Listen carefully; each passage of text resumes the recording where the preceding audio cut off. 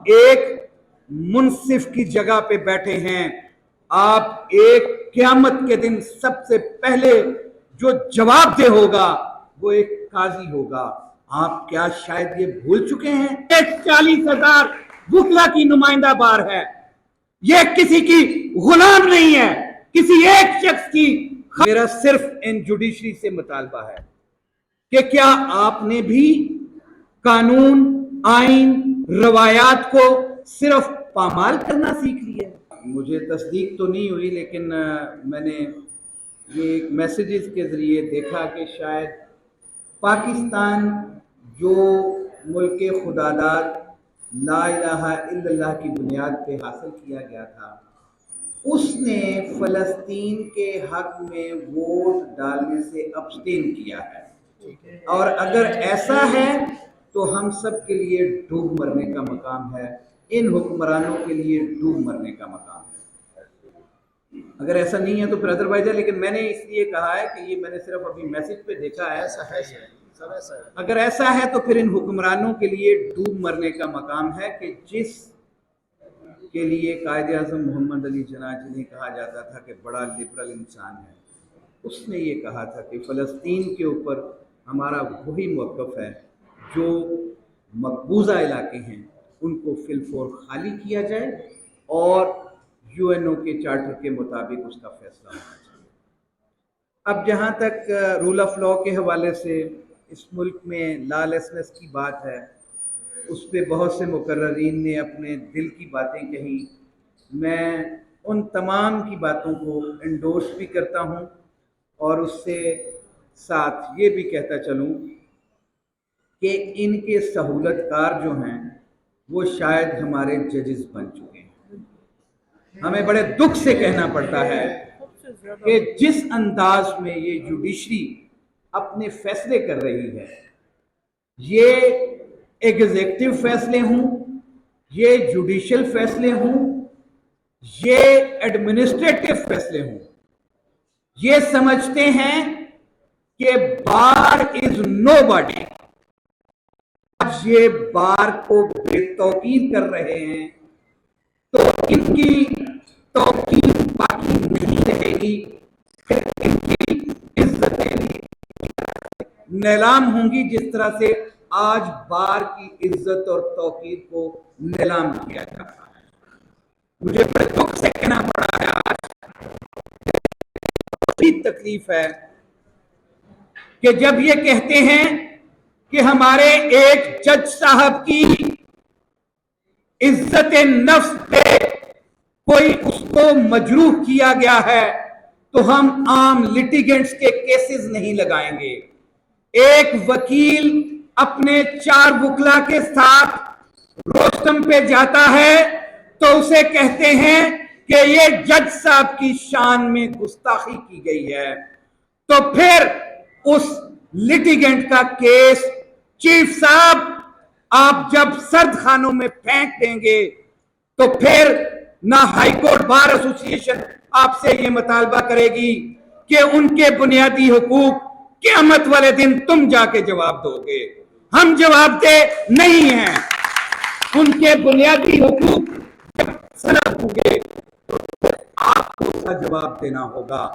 फिर हमारा फर्ज था कि आपको बता दें कि आपकी इज्जत इतनी बड़ी हो गई है कि आप लोगों के बुनियादी हुकूक भी सलब होने देंगे, फिर आप उनके केसेस तक नहीं लगाएंगे क्योंकि आपको पसंद नहीं है कि किसी वकील ने ऊंची आवाज में क्यों कुछ कह दिया, किसी वकील ने अपनी बात को जरा जोर से क्यों कह दिया, अपने वकीलों के साथ वो रोस्टम पे क्यों खड़ा हो गया।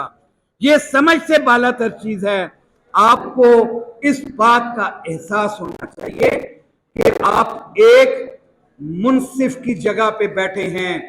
आप एक क़यामत के दिन सबसे पहले जो जवाबदेह होगा वो एक काजी होगा। आप क्या शायद ये भूल चुके हैं?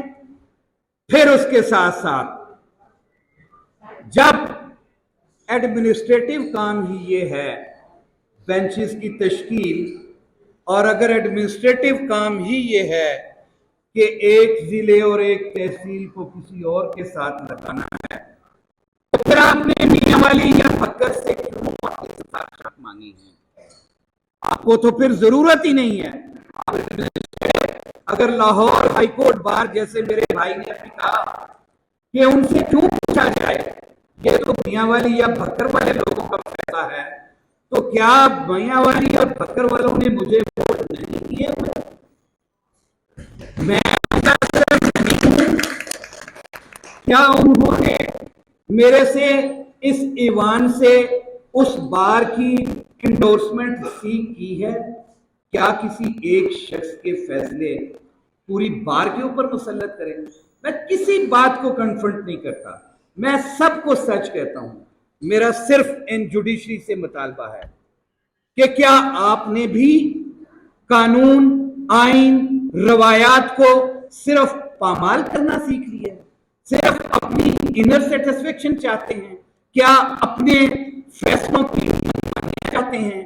क्या अपनी जाती ख्वाहिशात की तकमील चाहते हैं? नहीं, ऐसा नहीं होगा।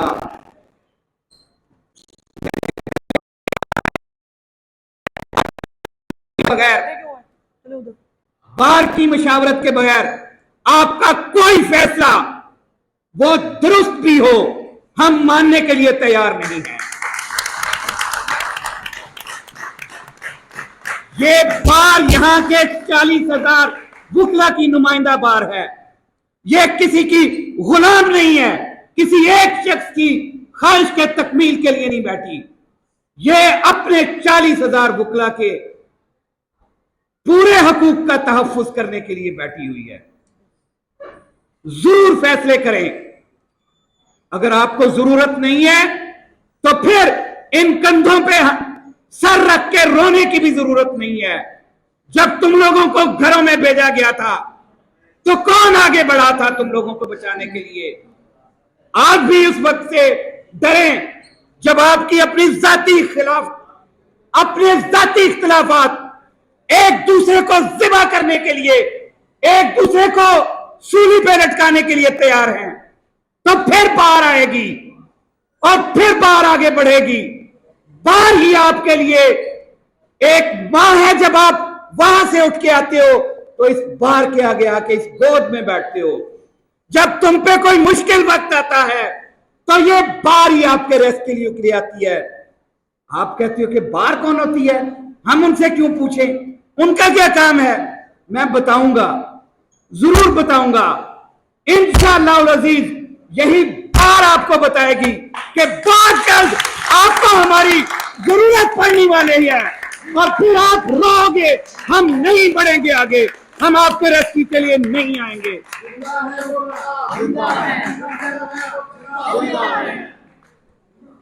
ये आइंदा हालात को भांप लें, आने वाले वक्त को देख लें। इस बार को जितना आप दीवार के साथ लगाएंगे, आपको दीवारों में चुन दिया जाएगा। आप जिनके लिए सहूलतकार बनने की कोशिश कर रहे हो वो कभी आपके रेस्क्यू के लिए नहीं आए। जिंदा मिसाल इस वक्त मौजूद है, जिंदा मिसाल इस वक्त मौजूद है। बड़े अफसोस से कहना पड़ता है कि जिस तरह से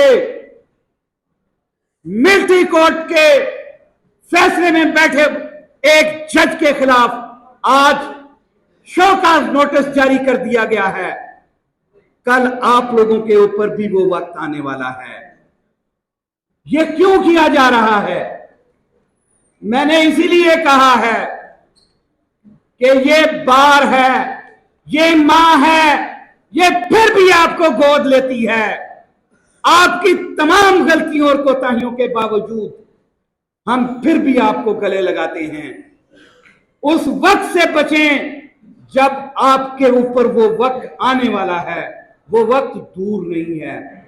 जितनी तकसीम इस वक्त जुडिशरी में है, आज भी हम इनसे ये तवक्को करते हैं कि बैठ जाएं, सुप्रीम कोर्ट बैठ जाए, हाई कोर्ट बैठ जाएं और एक बात पे तय कर लें कि हमारे जाती इख्तलाफात हम एक दूसरे को माफ करते हैं।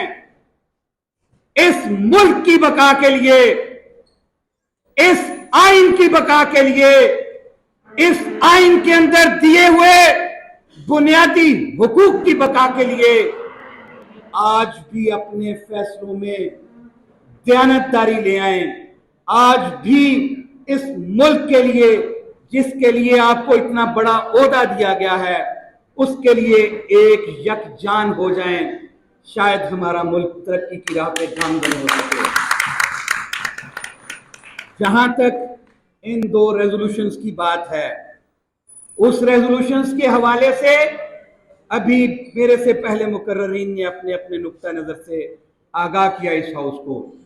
मैं आपसे यह पूछना चाहता हूं, क्या आप इन रिक्वेजिशंस को मंजूर करते हैं? दूसरा, हम इसके साथ साथ लोगों की सहूलत के हवाले से जो प्रचार किया जा रहा है, तो दें डोर स्टेप पे, डोर स्टेप पे सबको इंसाफ दें, दे दें फिर बेंचेस। क्यों तकलीफ होती है वहां पे आपको? अगर आपकी अपनी जात को कुछ नापसंद हो तो वो, जैसे कहते हैं ना पंजाबी में कि मीठा मीठा हप हप तो कौड़ा कौड़ा थू थू, ऐसे नहीं होने देंगे। किसी बार मेंबर की, किसी बार एसोसिएशन की, पहले तो यही हुआ करता था कि जब बार एसोसिएशंस को रिक्वेजिशन करारदादें पास करती थी तो लाहौर हाई कोर्ट बार को पेरेंटल रोल के हैसियत से वो करारदादें भिजवाई जाती थी मलिक साहब, और उस